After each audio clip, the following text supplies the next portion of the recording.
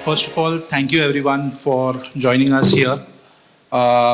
Historically, post-lunch sessions are amongst the most difficult to moderate. But thank you for the enthusiasm that you've shown, especially given the topic that we're dealing with here. And a big thank you to CVF as well to include a topic such as this in this year's agenda. So before we start off, I'll just maybe spend 2 minutes setting the context, and then we can get into the discussion. So when we talk about the commercial vehicle space, in India, or so to say, the overall logistics industry as such, most of us here are aware that it's a contributor to about 13-14% of the country's GDP. In quantifiable terms, we see that it contributes to about 4.6 billion tons carried in terms of cargo, and about 2.2 billion ton kilometers in terms of freight movement. Almost 60 to 70% of that is something which happens to road and mostly to the trucking ecosystem, which in a way most of us represent here. What's interesting to note, is that despite all of this, importance that this sector has in the economy, it's not always a hunky-dory story. When we talk about the risk side of it, we see that if we look at 2023 as an example, there have been about 4.5 lakh road accidents and about 1,70,000 deaths in those road accidents. Of those 1,70,000 deaths, about 15,000 were directly, relatable to drivers who are, operating trucks and buses. While that looks like a statistic, right now, to put that in context, that means almost 40-45 deaths every day and 2 deaths every hour. So, just to give an idea, as probably we conclude this panel in statistical terms, maybe 2 of our industry colleagues won't be with us anymore. So, and hence the importance for this topic, in a forum like this. So, it doesn't go to say that there's nothing being done there. There's a lot of work that's happening on the government side, on the fleet operator side, as well as OEM and component ecosystem side. We have regulations such as AIS 140 or braking norms or a lot of others which have come in the last 4 to 5 years, which we see. We also have a lot of action that's happening from the OEMs in terms of telematics, predictive analytics, ADAS suits, and the host of all the other measures. So that being said, there's still a lot that can be done. So with that perspective in mind, I'll probably start the discussion with you, Harinder ma'am.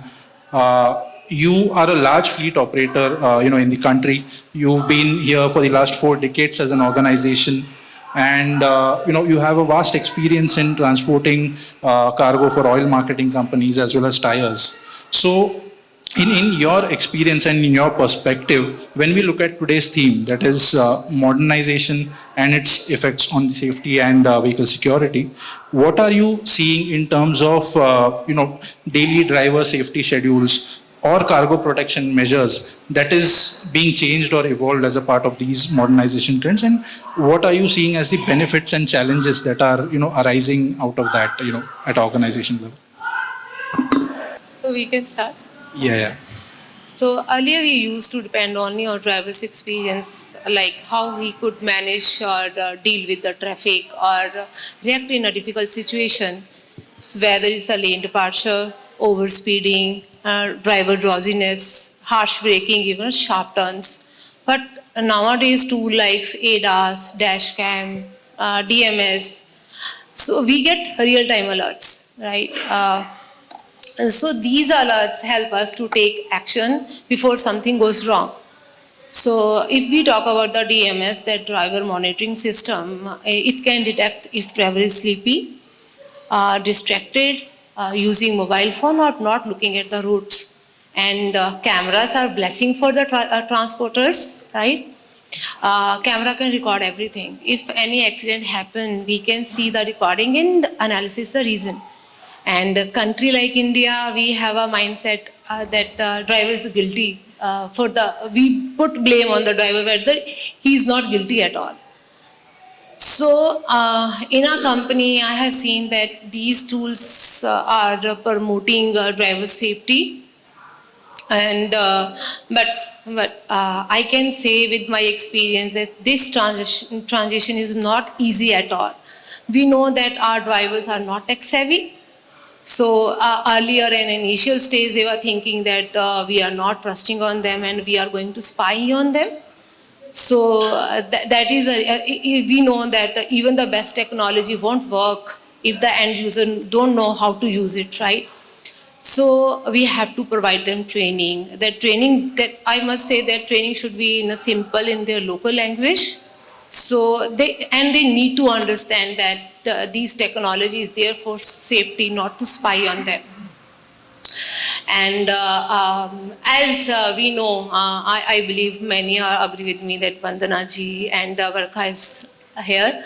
They are from the transport sector. That we transporter are working on a very thin margins, right? So if we want to deploy these tools into a truck, it costs 40 to 80K per truck. It depends only what technology and what brand you are going to use. So we deployed back cam, dash cam, RFDI technology because our customers are demanding and that digital locks. So in our company it costs 80K per truck, but we know that as you mentioned that how many accidents happen every day in India. So these technology and tools are not choice anymore. It's a need of an hour. So thank you. Thank you, ma'am, for that perspective. As you mentioned, I think the cost part is something which is a very important factor. And with that in consideration, if I can just come to you, Dikshit sir, when we look at your segment, you are a leader in the ICV and LCV segment, right? Through your products like Samrat or Sartaj, or even in the buses segment through the executive or the Surakshit bus part of it. A lot of your customers are either small fleet operators or first time buyers for that matter, and hence this is a very cost competitive segment, if I may say so. So with that in perspective, how are you looking at the current trends or efforts, be it either in terms of cabin improvement or either in terms of vehicle engineering, or for that matter through your telematics suite, that is Sarthi. How are you, driving that part of it, in a cost-effective manner in a very competitive segment such as yours? Yeah, first of all, thank you for inviting me for this forum. Now, coming to the subject matter, as you said, our customer base of ICV and LCV range. Our customers are actually of two types. If rather for a one vehicle, we have two type of customer. One type of customers are actually the bulk buyers or the fleet owners who owns the vehicles. And second, our customer are the drivers who are actually driving the vehicles, right? So being an OEM, so we have to see the perspective of both the things. As a owner, the customer wants that the cost competitiveness will be there, so that the price of the vehicle should not go up. And vis-a-vis, the other side, driver wants comfort and safety, because he has to spend about 1/3 of a day even more seeing the stretched hours of the drivers, seeing the peak demand nowadays of the shortage of drivers. They are doing the double shifts. So drivers think for the comfort and safety. And the second, our customer of the same vehicle is the owner who wants the lesser. So being an OEM, we have to see both the perspectives. So starting with that, for the cabin feature, for the drivers, we have divided this. When we designed our cabins in the recent past, we have launched a GS series of the cabins for the trucks, as well as we have seen the new buses like Hiroi. So these are the Japanese concept where we have a wider vehicles we are giving, the cabins are giving. Even recent compliance of which is just launched on 8th of June of providing the AC cabins mandated by government of India. So that we are tech ready. Already we were having that even the trucks with the AC, But now it is mandatory, we 100% manufacturing the vehicles with company fitted ACs in the trucks even. From buses, since inception, we are providing the buses with the AC. So this is the first comfort we are giving for the fleet owner, for the buses as well as for the trucks. Second thing is comes with the safety part. Safety part, if you talk about our company SMLI SISU, so we are very much technically structured and architecture has been done. Especially our chassis are actually tubeless chassis, which is unique part, which is not in having at present in the LCV range as compared to the competitors. We are tubular ones, others use C-frame chassis, right? So our chassis, the uniqueness is that is very much robust in case of any unfortunate incident or accident or collision or the vehicle turns around. So the vehicle, the persons who is traveling or the driving is very much safe within. Our chassis didn't bend, so it absorb all the jerks and load, right? So this way, this is the uniqueness we are offering to our customer. Third part is we are doing our ergonomics of the cabins. We have a very good ergonomically designed the dashboards with the latest features what we are offering in the cars we are getting at present. We are in upcoming models, we are adding those features in the vehicles, right? And apart from that, same time, we are cost conscious, we are creating the indigenous kind of development of the parts within India so that the price should not go up. If we import it from China or other parts, so the import duty will be high. So this way we are balancing both the things with respect of that. First is the process. Second part is we are providing the Sarthi Pro app. This is telematics device which are also one of the compliance recent last 2 years we have added. So this telematics device is not only capturing the health, but it is also capturing on the routes we can track and trace from that API we are getting the where vehicle is. As a fleet owner, I can see where my vehicle is going. We can see with the palm on the app itself, we have provided the features. And the third part is we have created the ecosystem that is for fleet owner as well as for the drivers. That in case of any incident or accidents or breakdown, the driver is stuck on the highway, whether maybe he is not getting the assistance or servicing. So our system telematics device give the sense to the owner of the vehicles as well as an OEM. The message also comes to our service station as well as to our R&D center where the data is being collected and our CSD service cell. So that the immediate support on the VOR, vehicle on road vehicles can be given. So those features we are adding which are giving a good benefit to the drivers as well as fleet owners. So these are the three main features we are offering to the customers to balance out these things on this topic. Thank you, sir, for that perspective. I think you rightly mentioned about the telematics suite and how it is helping digitize vehicle safety in a manner, right? In terms of giving real-time inputs. If I maybe move one step ahead beyond that as well, and look at the next course of action, say something like ADAS, which we all are talking about. A peculiar thing is that it comes with its own cost implications at the end of the day. So and its own limitations in terms of engineering and infrastructure requirements as well. So and hence I pose my next question to you, Shantanu sir. Where Daimler has always been at the forefront or very vocal about vehicle security and safety. So in your perspective, what is your view of adaptability of a system like ADAS given India's peculiar road and traffic conditions, A, and B, having said that, how do we need to look at driver skilling and training as well? Because I think in one of the previous panels, Mr. Narang rightly said, while we may offer ADAS, it is the driver at the end of the day who has to live with that, right? So I just would love to understand your perspective on how you are looking at this, sir. Absolutely. Thanks for bringing that point. I would say from an adaptability perspective, of course, all of us has strong connect to commercial vehicle, and if we look at the variety of the vehicles that we deal with, right from M to N to O, and in that having 1, 2, 3 in each of them, right? The entire use case of a M1 to N1 is different from a M2, N2 to even for a O2 and O3 when we go to tractor trailers. And it's quite a varied variety of segments and use cases that we really need to deal. Right? I previously come from a car background, and in Daimler when I started working on trucks and buses, it's quite a paradigm shift for me also that at any given given point of time, the adaptability, what can be transferred are the concepts.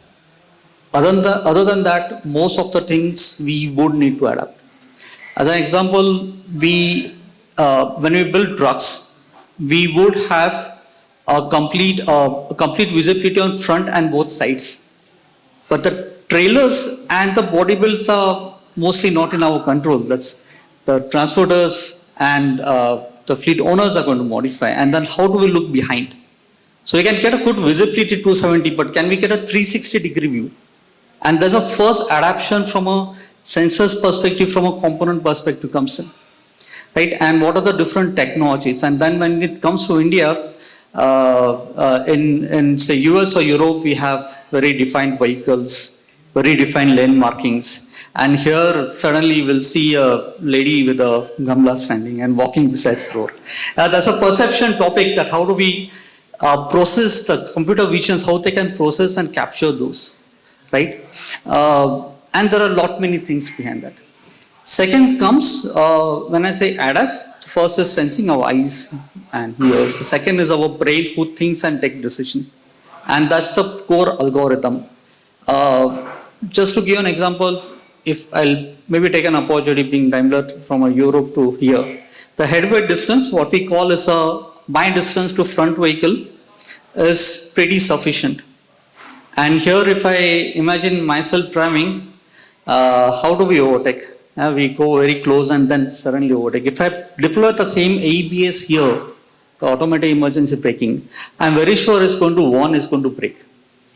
And that's the driver behavior pattern, what is second thing to be adapted.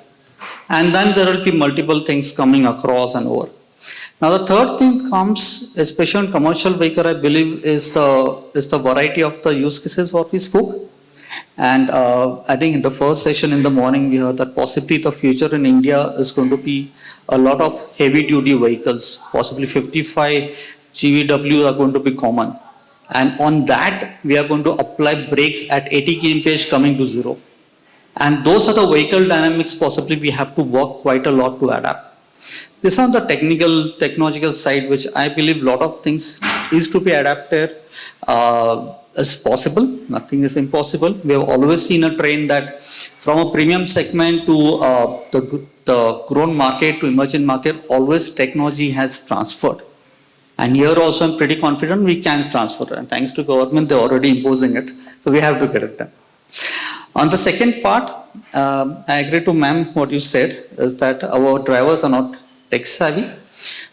This should be around 8 to 10 years back. I have my close friend sitting here with whom we developed autonomous vehicle. And when we first time tested in our own test track, as in my previous company, the vehicle started moving. We were very enthusiastic. First time the vehicle is going to move. And when the steering, now we are developers, we have developed that technology. And when first time the steering moved, I sitting on the driver's seat was really scared. Kya ho raha hai? Now, me being part of the development, if I am getting this kind of jerks and scariness, it takes time to adapt. And precisely that is where a lot of adaptation to the users, to the drivers are also required to perform trainings. Last many sessions, there are topics about trainings. And any acceptance of a system, especially ADAS, what I saw in one of the research paper was that there are different factors. One is the age factor. The new generations are accepting the technology much faster. Yeah, even if I take a couple of our drivers, they would say, give me a steering with gear, accelerator pedal, clutch pedal, that is sufficient. ये क्या ऐसी होगा लगा रहा है, I don't know. Yeah, the second is a situational factor, that if the person has a pressure of delivering some good at a particular time, he has to take risk, he has to go fast, he might not want the technology, he wants to have a control to himself. There's an external situation, internal situation. Third is a trust. Trust goes on brand, trust goes by a word of mouth that my friend says that, this is a feature and this is how it used and I get experience out of it and then I use it.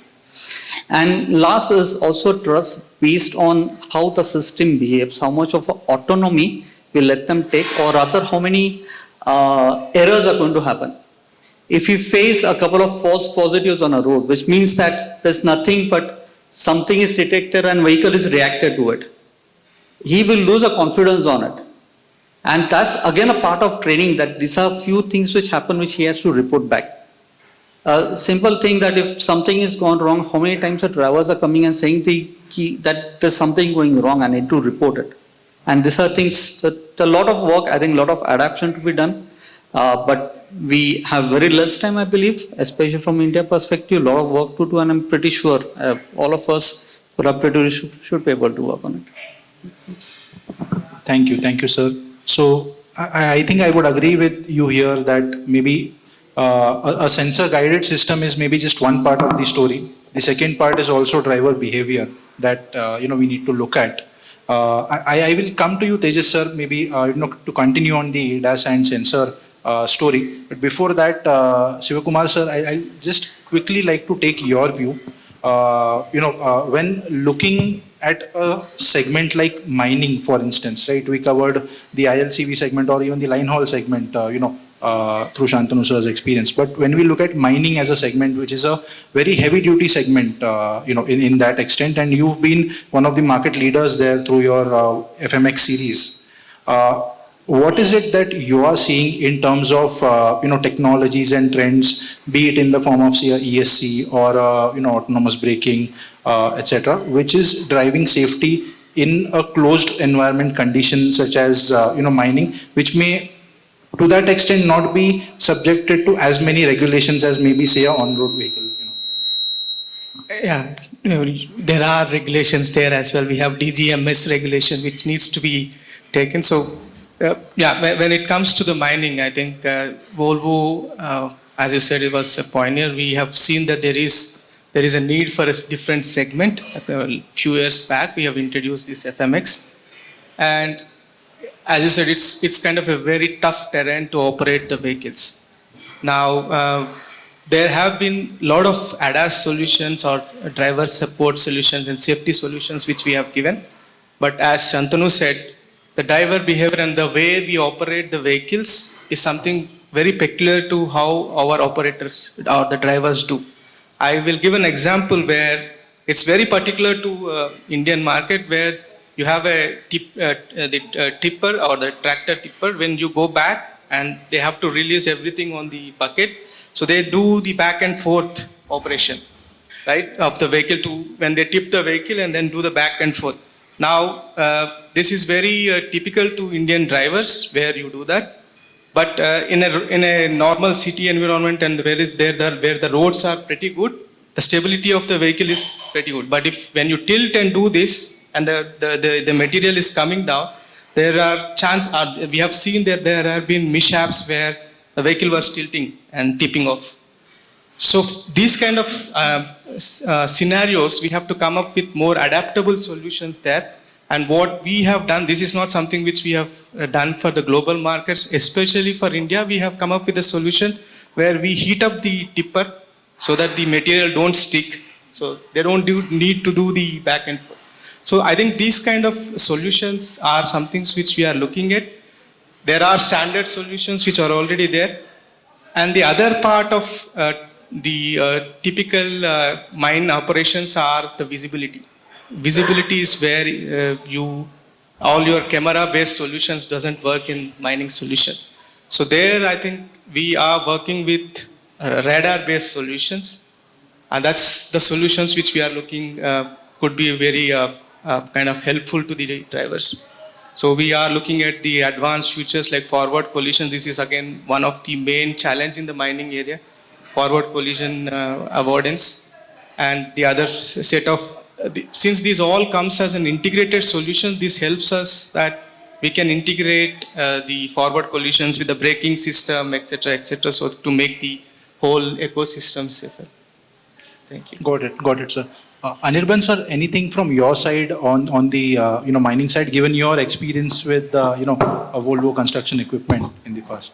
Yeah, just adding on to what he said, one part of it is of course tippers and dumpers. But if you look at excavation per se or loading per se, it's generally done with loaders and excavators. So what happens is these equipments operate almost in situ conditions. And when it comes to safety of operators who are operating this equipment, generally the focus is on the cabin side. So for example, you have different forms of cabins which come in. There's something called ROPS, rollover protection system. Because the terrain is very undulated, it's very difficult to sometimes control the whole vehicle. So vehicles do roll over. So to save the person inside the cabin, you have ROPS, for example. Similarly, imagine a situation where you are trying to excavate something and there will be objects which will be falling on the cabin. So there is something called a FOPS, falling object protection system. So the focus is more on the cabin side. However, having said that, as you rightly mentioned and as Shantanu also mentioned, I think it all depends also on who is operating the vehicle, right? And my belief is that, especially in India, the kind of socioeconomic background some of these people come from, it's very important that we value their lives, number one. And if you want to value their lives, I think it's very important to, first of all, make them aware of what is available in the environment they operate in terms of safety, train them, measure their performance, help them, adapt to new technologies, such that the performance improvement happens. And if the performance improvement happens from their side, obviously, they will be more conscious about what all to take care in the environment, especially from a safety point of view. That's my limited view. Thank you, sir. So, I mean, coming back to maybe the systems part of it, if I can come to you, Tejas sir. So, we just discussed, the different nuances of how interventions are needed, maybe differently in different segments of applications. So, with that as a background, when I look at ADAS as a technology, just wanted to understand what is your view, with respect to, say, a cost-effective ADAS solution, which, could work for the commercial vehicle segment, especially, given the dynamic supply chain situations that we have with respect to most of the components, say something like a magnet, sensor, or actuator. How is it that you are, seeing this shape up in terms of maybe, availability of a cost-effective ADAS solution, maybe sometime? So thanks, Mir, for inviting me to represent Accolade Electronics. I would just like to build on top of what Mr. Shantanu explained about the variations that we see in the commercial vehicle, since we are talking from the cost point of view. So I would like to pose a challenge as a component manufacturer, a system solution that we face, right from the solution that we are going to deploy on HLCV kind of a vehicle versus the solution we deploy on SCV. The cost point are completely different there. The spending capability or the cost point, what we talk about is different. And that poses a challenge to us because the feature set is quite similar. That is what we talk about. So here at Accolade, we are trying to build on top of the experience that we have gained throughout our connected mobility journey with the telematics product that we have delivered to market. Based on that, we are trying to have a roadmap to give a cost optimized solution in the area of ADAS based on different parameters, like we are heavily localizing things with the R&D that we have. We have over 150 plus engineers working in the different areas like electronics, hardware development, firmware, software development, simulation, modeling, as well as mechatronics. Along with that, we also have a very good modern manufacturing facility with which we'll definitely able to help to reduce the cost of the products that we are coming up with. Coming back to the variations that we discussed right now about the HLCV and SCV.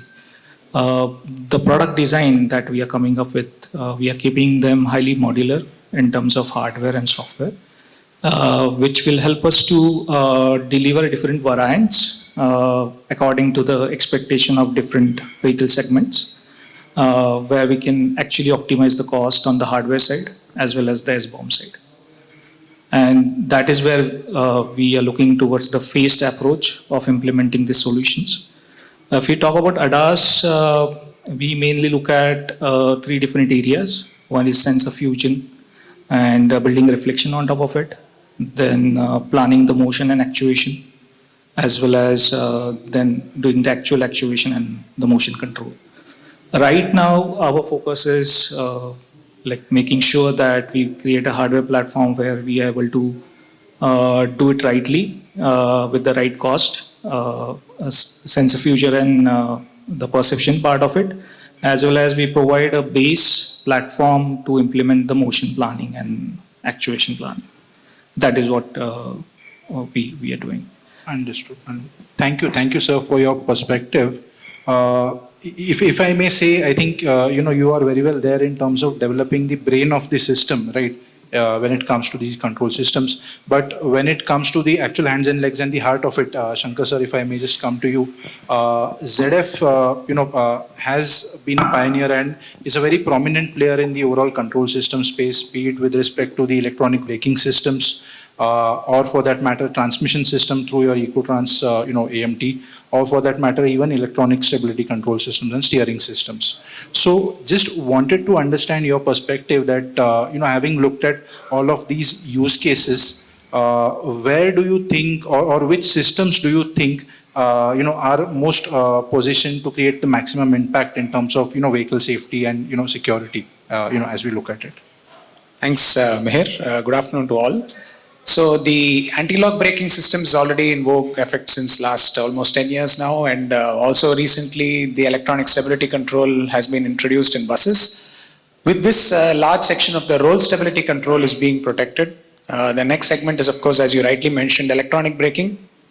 This is more of a technology as well as a feature that involves adoption for some of the new mobility vehicles, where you are looking at potential systems that are closed loop systems, providing better braking, car-like feel capabilities in a commercial vehicle, as well as regen capabilities. So that's the added functionality that gives the break-even potential as well as the payback for most fleet owners and drivers who operate this technology.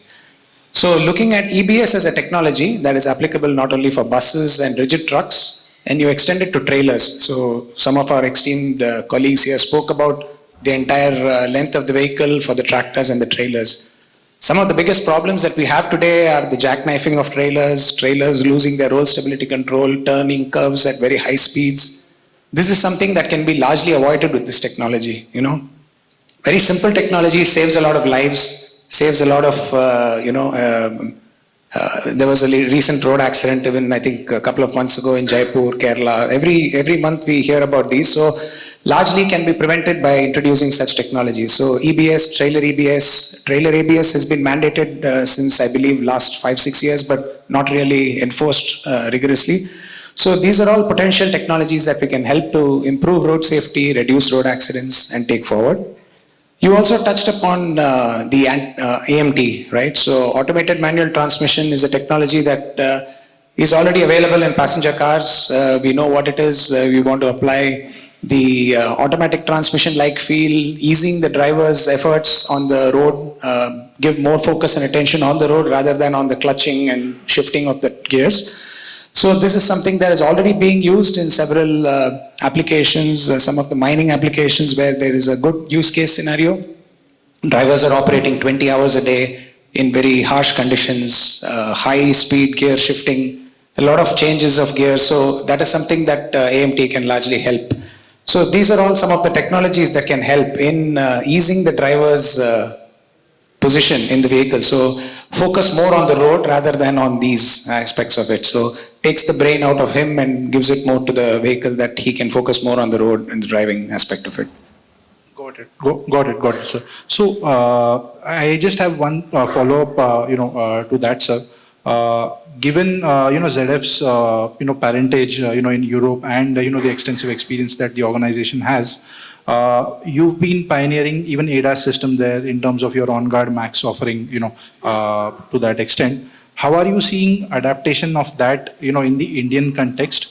Especially with respect to development of an ecosystem, say for instance things like mechanic and technician skilling, or driver awareness, and the whole road infrastructure part of it that needs to go with it. So I mean, what's your take on that in terms of adaptation of these technologies in India? Yeah, I think a lot has been spoken on ADAS since the morning. I think we've heard a lot from a lot of speakers. Definitely, there are several steps that we need to take from an Indian perspective. So, as you rightly mentioned, we have the European lineage in terms of the product, the technology. But then when you adapt it to Indian roads, you rightly mentioned, the kind of disturbances, the kind of interruptions, a dog, a cow, a cat, something running across the road. These are all very different scenarios from a global perspective. So what we've done here is a large-scale adoption of the same technology, adaptability to the Indian roads. So running approximately 1 million kilometers on Indian roads to collect data, generate a lot of false positives, evaluate the different scenarios, fine-tune the software adaptation to meet the Indian context. So this is something that helps to give the perspective to the Indian road conditions. From an overall India perspective, a large percentage of the accidents are driven primarily because of the unfit nature of the current vehicles on the roads. If you see, I think the most recent news stories talk about the Indian fleet being the most aging in the entire world. I think more number of vehicles being more than 10 years old, right? So this is something that we are at the cusp of change. There is going to be a change coming in terms of a large number of these vehicles going to go off-road, potentially being replaced by newer vehicles, newer technologies. That would help in bringing vehicles being more safer, more user-friendly on the road. Then apart, you also have some of the government-related push that is coming. The government is doing a lot of effort in terms of the infrastructure growth, the development of roads. Yes, lane markings would help, definitely, to establish positions of the vehicle when it's on the road, lane departure warning systems, and so on. So apart from the major highways, some of the adaptation for the local roads, the smaller roads where the usage may be high, number of people, pedestrian may be high, those would be the focus areas that we should look at. From a skilling perspective, yes, every change involves training, development. When we came into electronic braking, when we came into electronic engines, there was a large-scale learning curve that has happened, both within the OEM as well as the complete infrastructure, the service network, and so on. So there will be a certain learning curve happening when ADAS technology starts getting adopted. Sensor technologies have also come in. So how do you troubleshoot? How do you do diagnostics? How do you skill the service people to handle such kind of issues? How does a driver who normally doesn't get into all of these details know how to resolve or respond to an issue? The vehicle is stuck in the middle of nowhere and he doesn't know what to do next, right? So those kind of skilling is something that we actively work with a lot of the service networks, with our authorized service centers where we are positioned all across the country, as well as ensure that the needed training and the hardware is given across to them so that they are able to operate within the framework of their existence. Understood, sir. If I may come back to you, Harinder ma'am, we've just heard from the OEMs and the system manufacturers as well that they are gearing up to bring in all of these technologies into India. So from a fleet operator's perspective, if I have to see, with all of this coming in, things like say, predictive analytics or even ADAS and the other things that we are speaking about, how do you see, transporters or fleet owners adapting their strategies or, changing their strategies in terms of either fleet management or in terms of either driver management and maybe in general their operational strategies, going forward, maybe say in the next 3 to 5 years? So I believe three proactive changes are most important for fleet operators in India. First is, as I already mentioned, that driver training and the inclusion. I have already mentioned the importance of driver training, but I have seen in our company if drivers are included and respected, they drive well, right? And second is smart operational strategy, and we can't just buy the tools. We must use them wisely, right? So, like telematics give us health information of the vehicle. So we can take immediately preventive measures and we can reduce breakdowns and save our time, right? And the digital locks and GPS tracking gives us like sense of security.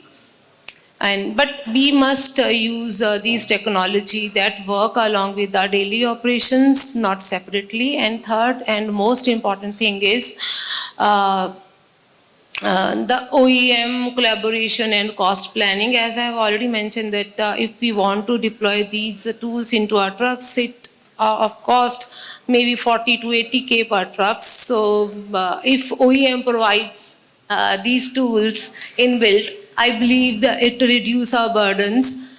And I also need the government support, like they have supported for electric vehicle under the FAME 1 and FAME 2.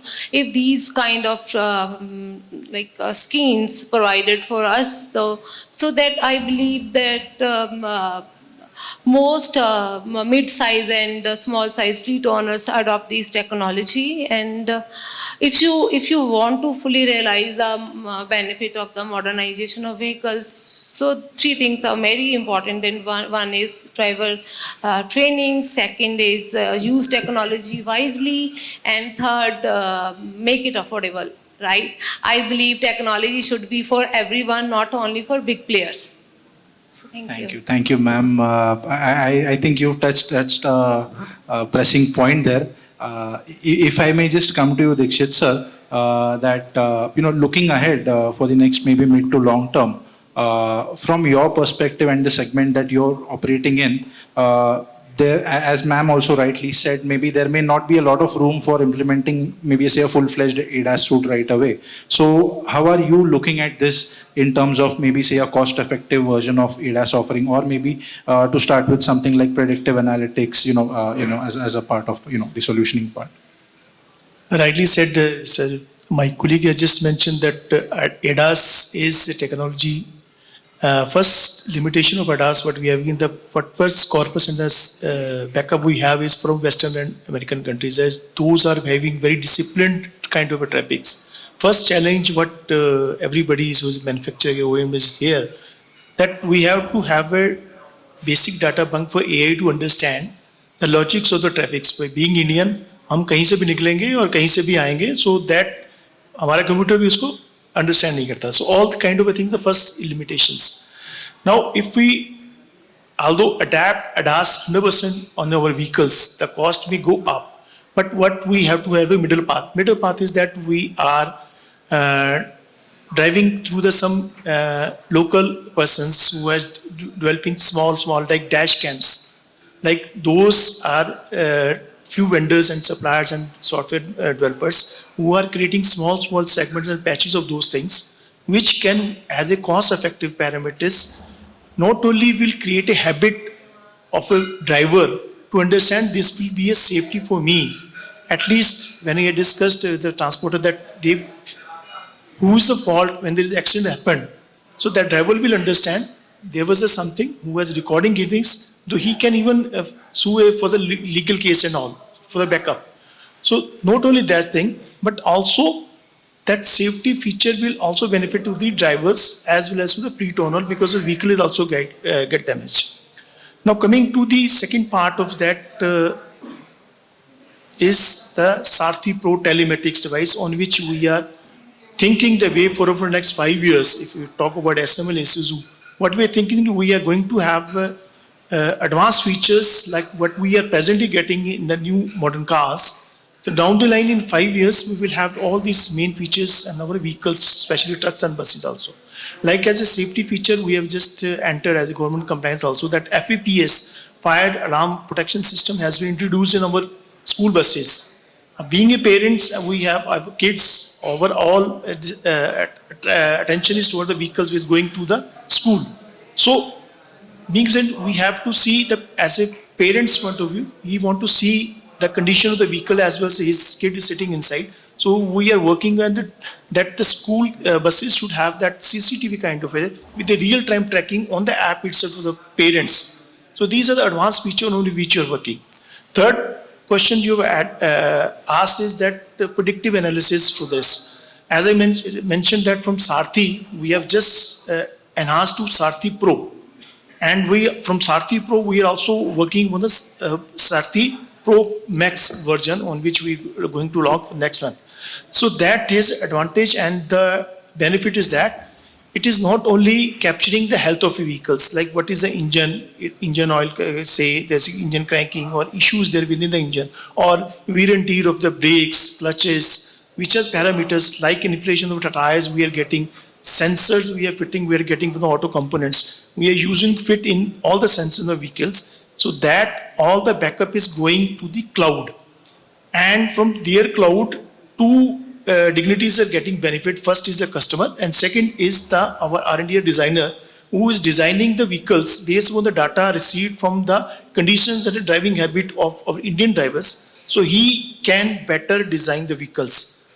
And also in case of any predictive analysis, the notification is coming in advance to the drivers by the next 10 or 50 kilometers, your vehicle may break down. So that indication will go to the drivers, and the driver can take the vehicles to the nearest service stations. So this way, the breakdown hours of the vehicles, especially for the commercial vehicles, which is very costly these days, can be controlled. So these are the advanced features on which our company is working upon as a predictive analysis. Got it, sir. So I think that gives us a perspective of the light vehicle side of things. When I look at the other extreme end, which is the heavy haulage side of things, so Sivakumar sir, you've recently done a pilot of a road train in India, which is one of the first ones, on a 4x2 tractor trailer, the FM 420. Just wanted to understand your perspective in terms of how you are viewing this from a longer term perspective, both in terms of safety and security, as well as the regulatory and infrastructural requirements that may be needed for this. Yeah, so I think the whole idea of this road train is to do more with less. That's the productivity which we are looking at. And so when I talk about what is this road train, so in road train we have the tractor and then we have two trailers connected in series. So the product which we have been operating between Mumbai and Nagpur, it has a 24 feet tractor, mid-segment trailer, and then another one which is 44 feet trailer. So the overall capacity is about 144 cubic volume. Volume is about 144 cubic meters, and that is almost like 50% more than a normal tractor trailer. So that's the efficiency we are looking at. But when it comes to the safety, security, I think the whole set of ADAS features are already inbuilt. That on that premises only we got an approval to run this vehicle on the roads. We have the 360-degree view. We have the all the AEBS, ABS, all the ADAS suites are part of it. Now, when it comes to the what is that we can do more to make this the TCO beneficial for the operators, is that we are talking today about 55 tonnage of load capacity, but to make the road train successful, I think we need to make it 75 tonner. We should operate at 75 tonnage. And the other one is that today we are operating at a speed of 45 kilometers per hour. that doesn't affect anything. So we should increase that speed. The other part is that we have the restrictions that the trailer is always connected to the tractor, so they are always fixed. Now, if I have to do a better logistics or efficient logistics, I should de-link the trailers with the tractor. That's something which we need to look at. So these are some set of things which we need to look at as point of regulation and also from the technology perspective. And then I think it makes a better business solution. Understood, sir. Just touching upon that regulatory part, before we come to the concluding part of it, if I can come back to you, Anirban sir, when we look at all of these measures that we discussed, in your lens or in your perspective as a business strategist, what are you looking at in terms of either regulatory or enforcement initiatives that need to be taken up from the government side, or maybe collaborative actions within the industry itself, between the OEMs, component manufacturers and fleet operators that, need to happen? Yeah, I think some of the ideas have already been discussed. I mean, for example, we're talking about new technologies, and obviously we have fleets across industries which needs to be modernized.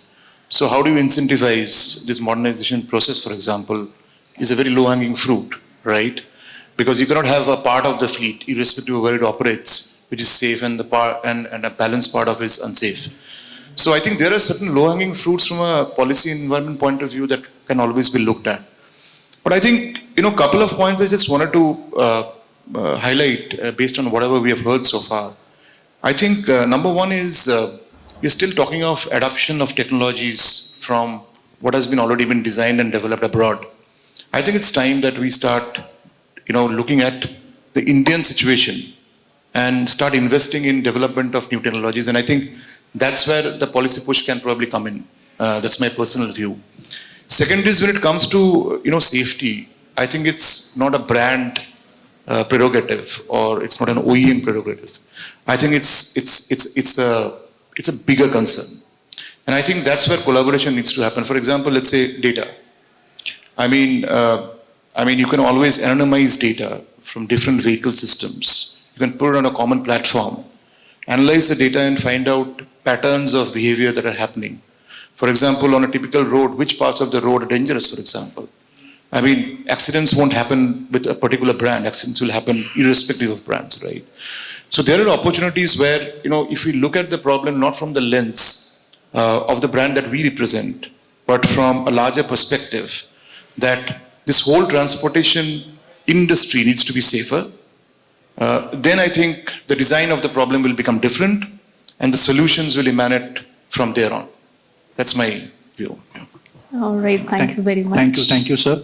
So thank you very much, everyone for your contributions. I think if I can just put in a 30-second takeaway from this entire discussion, what we can say is, we may not have a straight-faceted answer to the problem that we are dealing with. When we are looking at, improving driver safety in India, skilling comes across as one of the topmost priorities, on the people side. Second, on the technology side, we need to look at multiple factors such as A, cost. It needs to be adaptable to the Indian TCO or cost economics of a transporter. B, the product features itself need to be adapted, A, for the Indian conditions as well as for the individual applications that we are dealing with within India. And C, the driver and the mechanic ecosystem also needs to be brought on board in each of these different applications, be it light vehicles, heavy vehicles, or that matter, the mining and off-road application for that matter. I think with that as a vision or that as a approach for the next 3 to 5 years, maybe we can work towards it for the next year and, in the next coming CVF 2026, reconvene to see where we have reached, on all of these points that we've all discussed as participants of the industry. So thank you everyone for joining in. It was a fantastic discussion. Thank you very much. We'll stay curious with Accolade and we can have 2 questions as we have only 5 minutes left. Sure. Any questions from the audience? Yeah.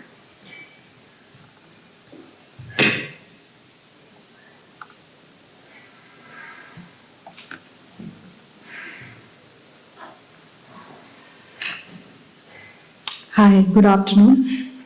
Talking about ADAS, lane departure system, autonomous driving, my fundamental question is this. We as a country, we don't have a homogeneous road network, right? We have highways where there are no lanes, no lane markers. How are we looking at this problem? We are solving a problem, we're looking at ADAS, it's fantastic, we're catching up with technology. But we have something to solve before we get there. What are your thoughts on this?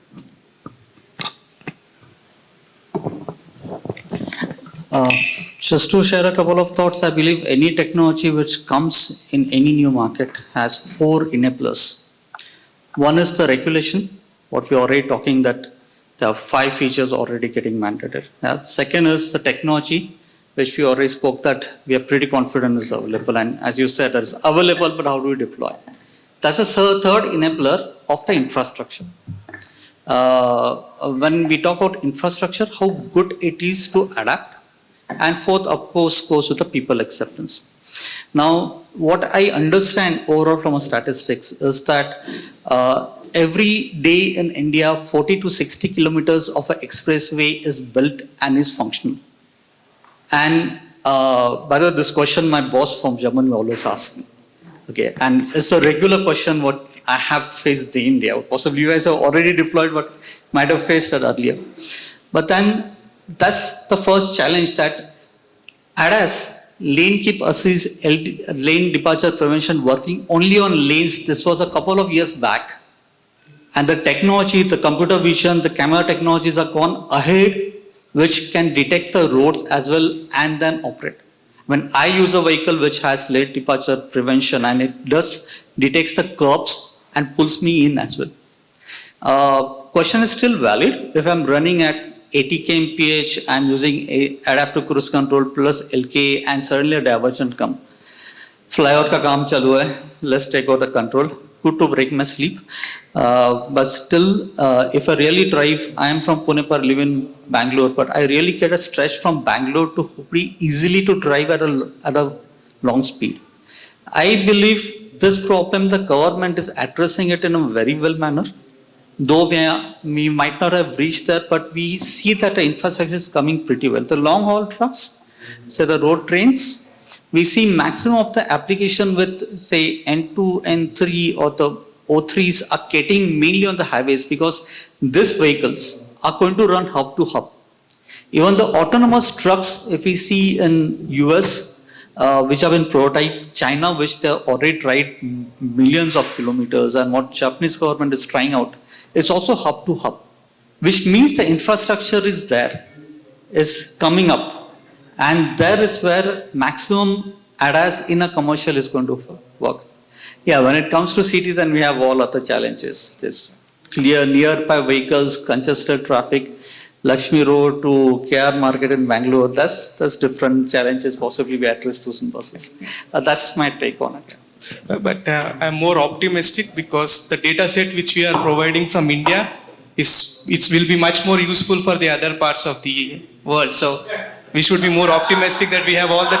So the other parts of the world are simulating these scenarios, and we have the real life scenarios. This is the positive thinking of Indians. Eh? Yes.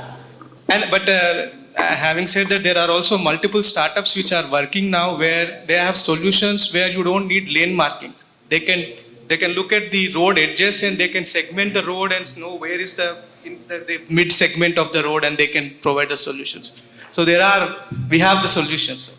We don't need to worry about it. Yes. Thank you. The main thing is, are we using it? Because if I really ask a question, if we have time or a few minutes, one question. Okay, just to answer complete that. If I really ask how many of us have ADAS in the vehicle, how many of us are turning it off? Please don't do that.